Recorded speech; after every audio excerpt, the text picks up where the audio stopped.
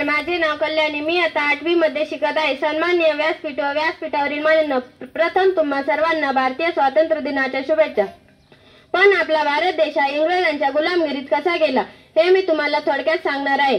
तर जेव्हा आपल्या भारतात राजेशाही सुरू होती तेव्हा पश्चिमातील देशांमध्ये प्रबोधन काळाची सुरुवात झाली आणि आपल्या भारत देशामध्ये ब्रिटिश लोक व्यापार करण्यास आले आणि त्यांनी भारतात येण्याच्या सागरी मार्गाचा शोध लावला आणि आपल्या भारतात आले.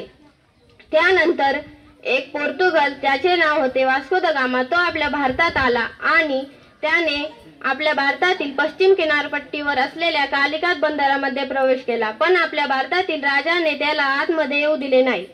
पण त्याने आपल्या भारतीयांना असे सांगितले की जर तुम्ही मला भारतात प्रवेश करू दिला नाही तर तुमच्या भारत देशावर पूर्णतः अंधार होईल.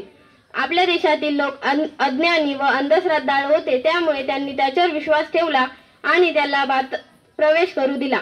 हळूहळू इंग्रज, डच, पोर्तुगल हे सर्व भारतात आले आणि व्यापार करू लागले. मग इंग्रजांनी ब्रिटिश ईस्ट इंडिया कंपनीची स्थापना आपल्या भारतामध्ये केली आणि व्यापारास सुरुवात केली. त्यांनी हळूहळू बंगाल प्रांतामध्ये त्यांचा पाया रोवण्यास सुरुवात केली आणि नंतर पंजाबमध्ये त्यांनी व्यापारास सुरुवात केली. पण तेथील शीख लोकांनी त्याला तिथे थांबू दिले नाही. तिथे खूप युद्धे घडली आणि नंतर तेथे देखील त्यांनी त्यांचे स्वातंत्र्य स्थापन केले. नंतर हळूहळू अर्धा भारत त्यांच्या ताब्यात गेला. पण मराठ्यांनी त्यांना आपल्या महाराष्ट्रामध्ये येऊ दिले नाही. पण त्यांनी मराठ्यांना देखील हरवून महाराष्ट्र ताब्यात घेतले. असे इंग्रजांनी पूर्ण भारतावर 200 वर्ष राज्य केले. पण 1887 साली ज्या चळवळी निर्माण झाल्या त्यामुळे आपला भारत देश 15 ऑगस्ट 1947 रोजी स्वतंत्र झाला. धन्यवाद.